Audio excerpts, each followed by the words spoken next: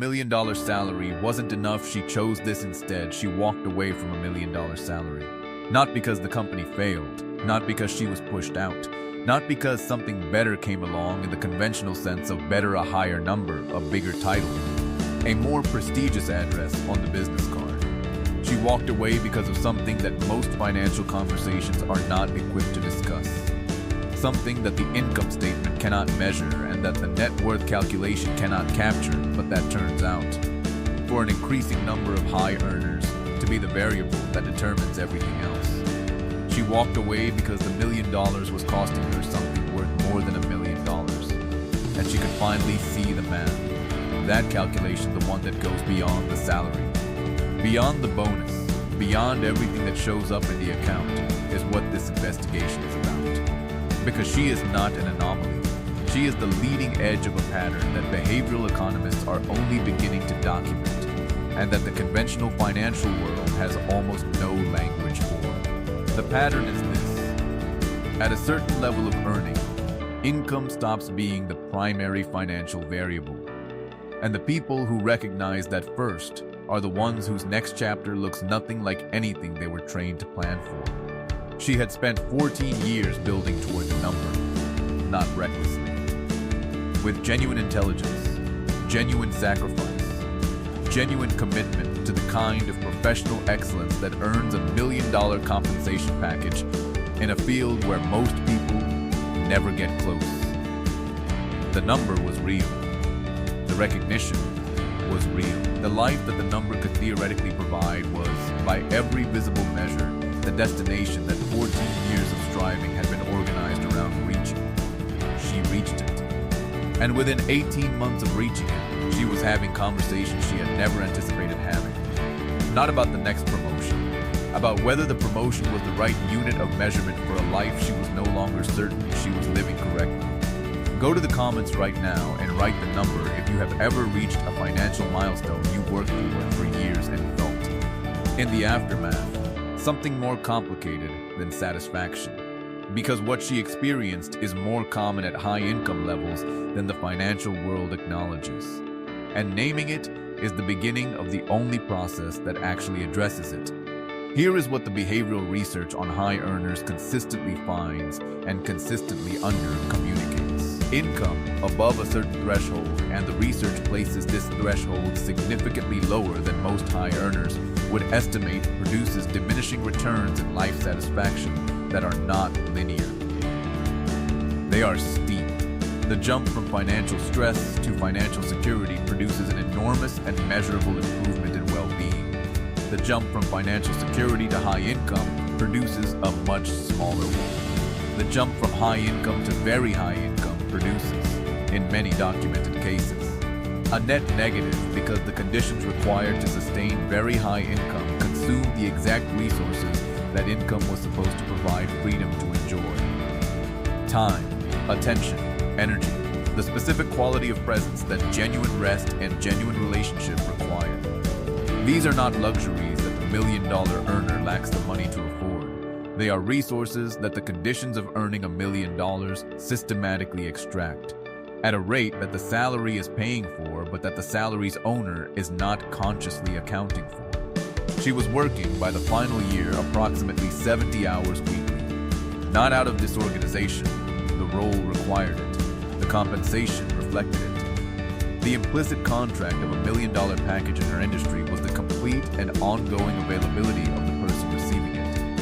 Her time, her attention, her cognitive and emotional resources, these were what the package was purchasing, and the package was purchasing them thoroughly. The financial calculation she had always run on that arrangement was straightforward.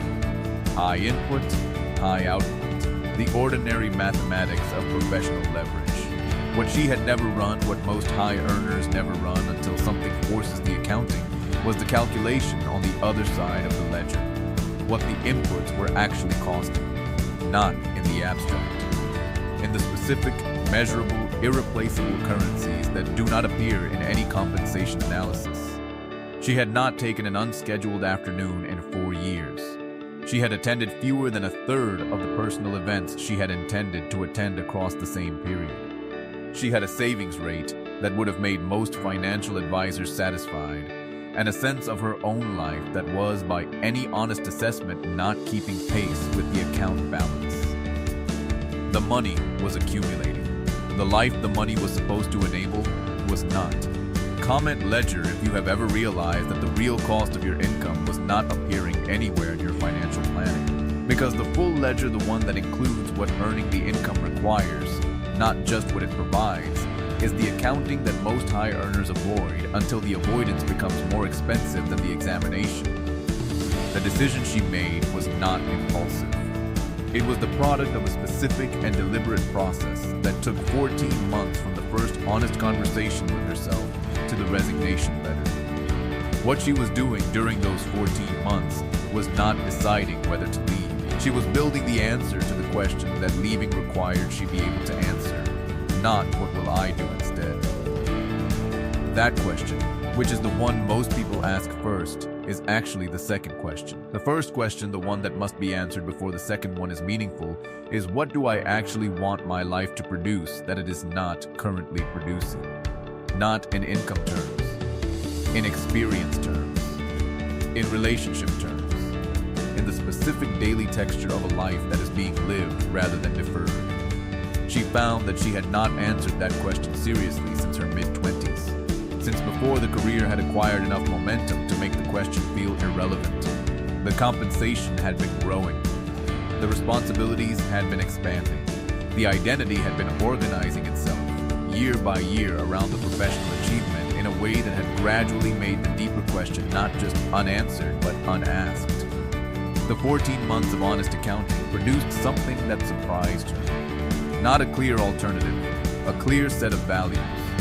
The specific, ranked, personally true priorities that the million-dollar life had been systematically subordinating, not through anyone's malicious design, simply through the ordinary operation of a high-demand, professional environment that consumes what it requires and compensates accordingly. Those values, named and ranked and held against the current reality, made the decision obvious in a way that no amount of salary comparison or career analysis could have produced. The question stopped being about the number. It became about the distance between the life she was living and the life her own values described. And that distance, measured honestly, was a gap that no compensation package was going to close. Here is the insight that reframes everything she went through, and that most financial content will never deliver because it requires measuring something that finance does not have instruments for. Wealth is not the accumulation of money. Wealth is the accumulation of options. The ability to choose, to act or not act, to spend time in ways that reflect genuine priorities rather than professional obligations, to be present in the relationships and experiences that the income was supposed to eventually make possible. Money is the most fungible form of this optionality, but it is not the only form. And at high income levels, it is often not the binding constraint. Time and attention are, and those cannot be purchased back at any price once they have been spent. The genuinely wealthy life, not the highest earning life.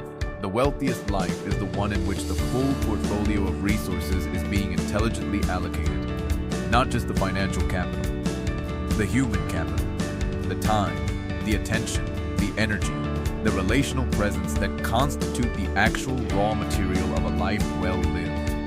The person who earns significantly less but retains sovereignty over those resources may be, by any honest accounting, building more genuine wealth than the person whose compensation package requires their complete and ongoing surrender. She earns less now, significantly less. And by every measure she has applied to the question honestly, she is wealthier, not in the account, in the life. In the specific, daily, accumulating experience of a person who is using her time in ways that reflect her actual values rather than the values of an institution compensating her for the ongoing subordination of her own. That shift from optimizing income to optimizing life is not a retreat from ambition.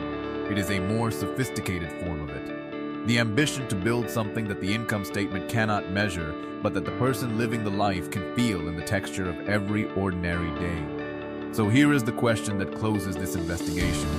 If you calculated the full cost of your current income, not just what it pays you, but what it costs you in time, attention, energy, and the life you are deferring while you earn it, would the math still look the way you have always assumed it looks? Go to the comments and write your honest answer. Not the professional one, the real one. Because the gap between those two is exactly where the most important financial decision of your life is quietly waiting to be made.